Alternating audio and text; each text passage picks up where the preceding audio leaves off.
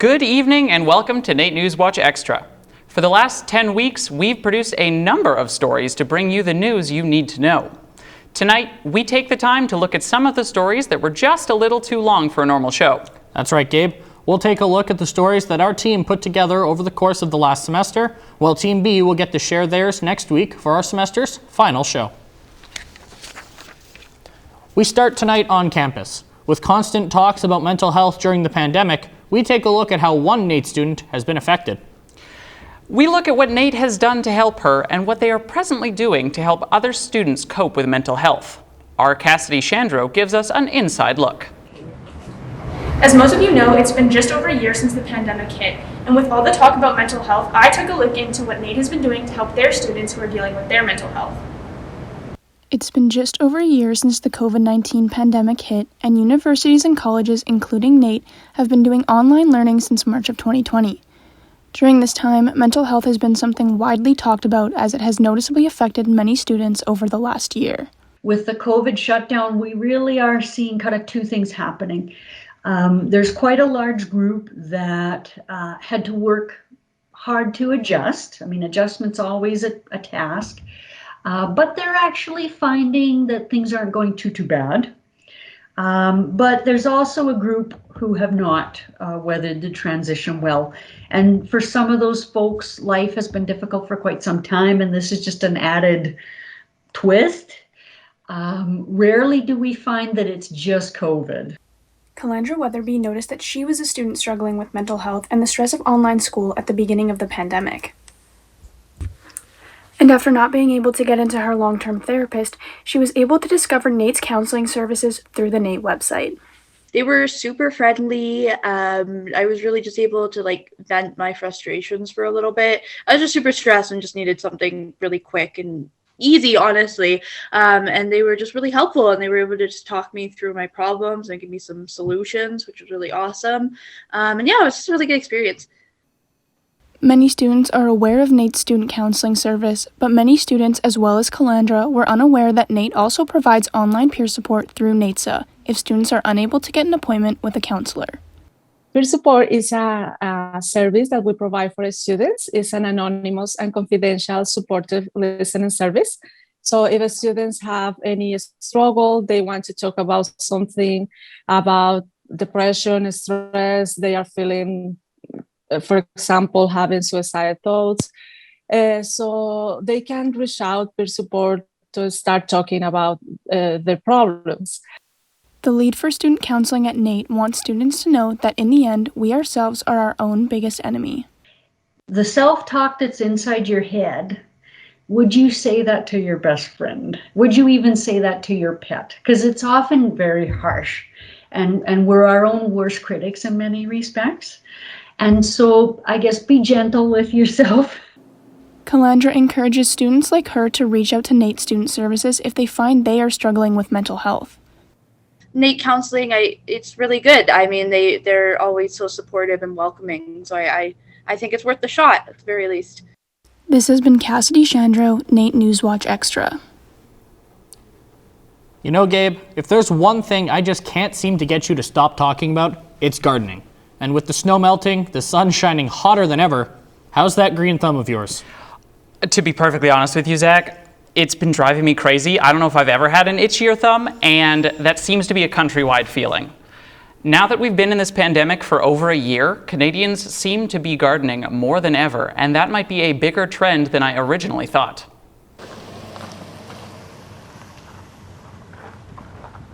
Since the first cases of COVID-19 began to pop up in Alberta, many Albertans were influenced to begin growing their own food over the summer. In a study released from the Agri-Food Analytics Lab at Dalhousie University, 51% of those surveyed grow at least one type of fruit or vegetable in their garden, 17.4% of whom began growing food in 2020. Almost everybody we surveyed last year for this study in October, we asked a series of questions about why they garden generally, not specifically COVID related, but just, to figure out attitudes and perceptions. And one of the questions we asked was about gardening as like a mental health activity, just because it's relaxing and good for you. And close to 70% of the respondents said yes, that's absolutely one of the reasons why we garden. The global influx of gardening last year has been compared to the boom of wartime gardens during the first two world wars. Much like in those times, gardening is a good way to maintain a schedule, ensure you're getting outside, and a way to give your brain a sense of control during all of this chaos. But you need a lot of space for a garden, right? You know, a lot of people in Edmonton actually carve out a whole section of their yard to make their own garden. This one here I actually built last summer during the pandemic. It's just, yard soil and a couple pieces of lumber I found in my garage. But unfortunately, the soil in Edmonton isn't exactly nutritious enough or well drained enough for fruit and vegetable growing. But positively, with a couple of bags of soil from a supermarket or gardening store, it's ready to go. All around the country, people are taking their shovels to the dirt. The Atlantic provinces reported on a survey conducted by Dalhousie's Agri-Food Lab to be the most populated garden section of the country. The West Coast is no different, with Vancouver being a particular hotspot due to the considerable climate, which allows for year-round gardening. From coast to coast, people are reporting some pretty positive effects. Lots of people no longer have their hobbies outside of going to movies or going out to see friends, so we're forced to look inwards into our own communities and our own spaces. And that's what really amplifies, between the pandemic and gardening. That's kind of the relationship between the two and why it's been such a grounding factor for so many people and why there's been an exponential growth in interest in these areas. If you're feeling bored, lonely, or sad during all of this, maybe plant something. You'd be surprised at how enjoyable it can be to watch something grow out of nothing. My name is Gabe Muncaster, and this is NewsWatch Extras.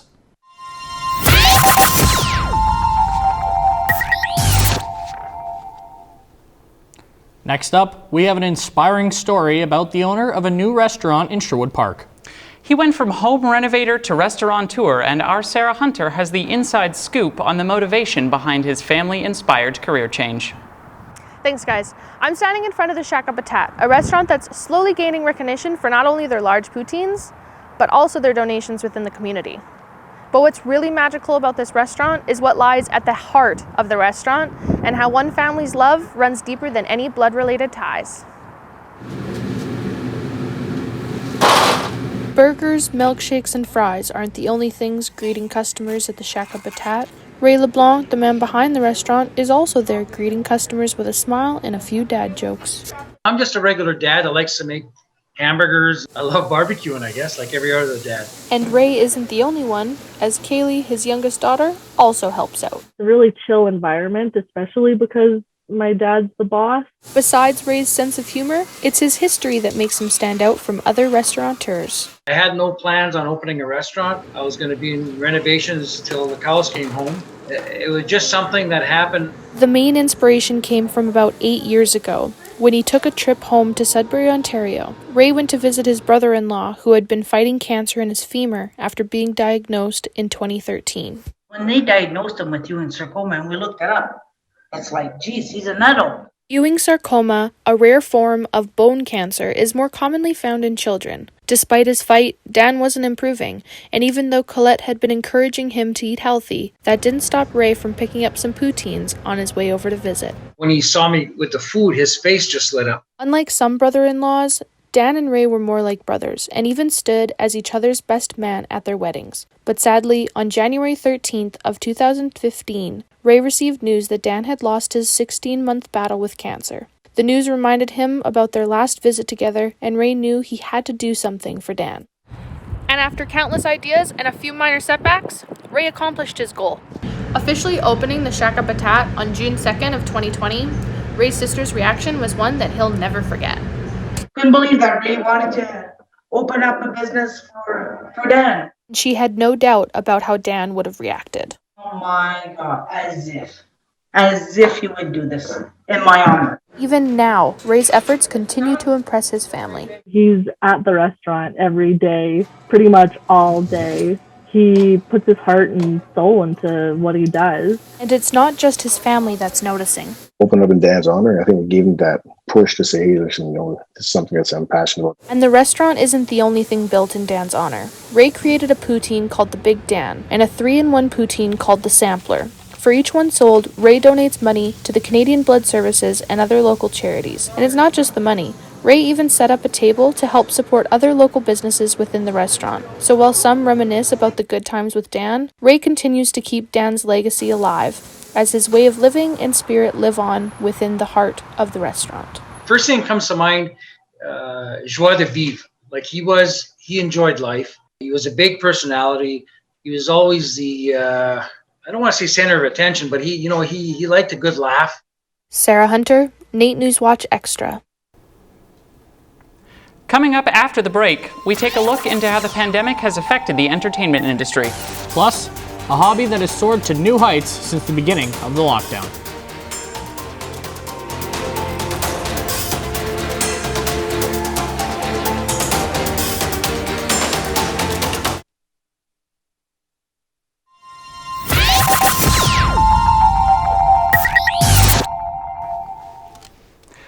One of the industries impacted the most during the COVID-19 pandemic was the live theater industry, which saw pretty much a screeching halt in all production and work since COVID restrictions began. This has many people involved in the industry uncertain for what the future has in store for them and their careers. Our Austin DeLeon finds out exactly how local theaters are keeping the lights on during these times. Thanks, guys. I'm currently at the Grindstone Theater, one local theater that has been trying new ways to keep their business alive during this pandemic and lockdown. Tonight we'll see what the future may look like for this industry and how other local theaters are keeping their heads above water. Then imitate the action of a tiger! Dear friends, this is the new reality not only for local actor Austin White, but for all of those who were in the live performance industry, being forced to rehearse at home and away from the stage. But it's definitely been very much changed, and it's been a strong challenge for me as an artist and student. Austin is currently enrolled in the acting program at the University of Alberta, studying for his bachelor's degree in fine arts. And not only did the pandemic make it harder to immerse in his studies, it also has brought an unprecedented amount of uncertainty to the entire entertainment industry. It's suffering, unfortunately. There's a lot of people without jobs. A lot of people don't know what to do. But regardless of the circumstances that the world may be in at the moment, the show must go on. Me. I was the first Estelle girl. The Northern Light Theatre has thought of a way to keep producing content and giving local artists work during these hard times. Since this past January, the theatre has been converting its live-action productions into live streams, delivering theatre to everyone stuck at home. But this turned out to be a little harder than what they expected. It was much more work than I was expecting it to be. A lot of times you think when you're creating something for the stage, that takes a lot of time and energy, and you go, okay, I've perfected it, or I've got it the way that I want it. And then to add on the idea that we're going to have to film it, it really doubled the work. And although a decent substitute, streaming has also proven itself to be an unsustainable endeavor. But I think some shows, you really need the immediacy of the audience live, an intimate connection to the show that you can't get on film. And it's also expensive. The Northern Light Theatre isn't the only theatre in Edmonton that is converting its performances online. The Grindstone Theatre did the same thing, but they took a different approach. The Grindstone Theatre decided to keep things moving at their theatre by producing more content for their social media outlets like YouTube, where they have recently gone viral for their comedy sketches. but try to stay 6 feet apart. But most importantly, the efforts made by these theaters to keep theater alive is inspiring to those who love it as well as to those who live it. I really think it's amazing that they've been able to find a way to keep theater alive in such trying times. And I know that I'm not alone in seeing it being really like a bright light in a dark time. I'm Austin DeLeon, NAIT NewsWatch Extra. Well, Zach, as we just saw, the live entertainment industry has been hit hard by the pandemic and its restrictions, but you know all about that, right? That I do, Gabe. I sat down with a pair of comedians to find out just how they've kept the laughs coming during the shutdown. Lars Kallio has been a comedian for the past 17 years. He's done shows all over the world, with stops in Australia and Europe highlighting his tours. These shows came to a grinding halt last March in the middle of his latest tour. I left Canada on March 8th and flew to Perth, did a week of shows in Perth, was headed to Tasmania to do a week of shows on March 17th, and the world was shutting down. And Prime Minister Trudeau said, if you're abroad, you need to come home now. Kallio isn't the only entertainer who was affected by the initial shutdowns, but counts himself lucky to be living in northern Alberta, where the restrictions on outdoor gatherings eased the earliest. And then they opened up outdoor gatherings in northern Alberta. It wasn't even all of Alberta, just north of Red Deer.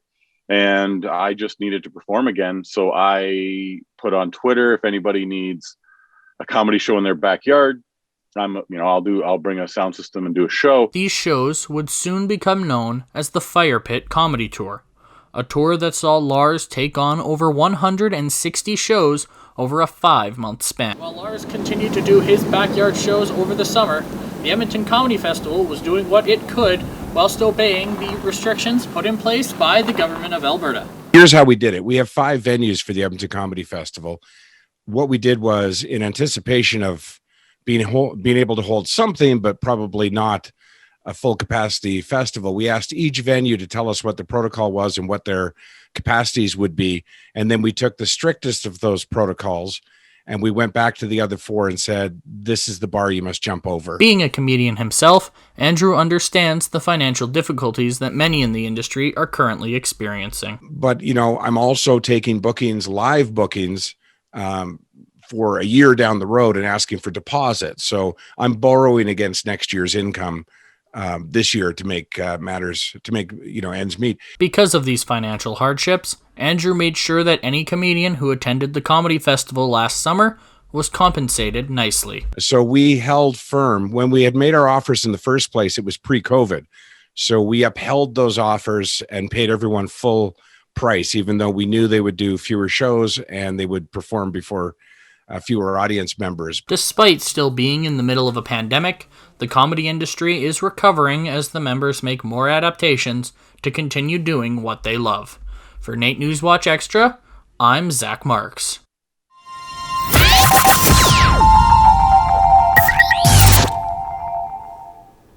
As people are stuck inside during the lockdown, many have used the time to downsize and purge through their old stuff. And many are using this process to help them rekindle their love for nostalgic trading card games like Pokemon and Magic the Gathering. Our own Sarah Hunter joins us with more on the growing trading card craze. Thanks, guys. I'm standing outside Red Claw Gaming here in Edmonton, a hot place for collectors, but also a safe place for people to come pick up their favorite trading card games. Now, why have trading cards becoming so much more popular during the pandemic? Whether it's trading cards from your childhood or a game that you've recently learned, people have different reasons for why they begin collecting. And for one Magic the Gathering card collector, it came down to being in the right place at the right time. At the time, there was this set that was released that was really focused on angels, and some of the angel artwork really appealed to me, so I started collecting them and building a deck around them. But it isn't just the beauty that appeals to people. Collections stem from other things like interests, grieving, educational purposes, and even nostalgia. Sometimes people collect things to give themselves a sense of either control over time or making time stop or something like that. So a rear view mirror, a space where you can go and be among items that remind you of a time. The love for old trading card games only increases as the lockdown allows old players time to introduce new players to the game, causing an interesting impact in gaming stores. We're seeing more casual players getting in, so I'm selling more $20 cards and less $100 cards. But the lockdown isn't the only reason stores have seen an increase in sales. Because of the pandemic, we had to switch to going online. So we had to enter our entire inventory online, and that has led to a significant increase in sales because now people from across the city can see our product and actually come compare prices and then come in. With the card's exploding popularity, Red Claw has seen an increase by over 15% since the last year. But this comes with a downfall, as their stock is allocated and popular products like Pokemon aren't available to order unless you've been selling it for over a year due to its high demand. And when faced with the limited supply, collectors go as far as looking to other countries to build their collections. And Crystal did just that with her most expensive edition. It's called the Gaia's Cradle, which is a reserve list card worth around 1,300 Canadian dollars. I traded around 500 cards to an American retailer to get the store credit together to just straight across trade. With most people stuck at home and playing online, why are people still spending money on single cards and booster packs to help boost their physical card collection?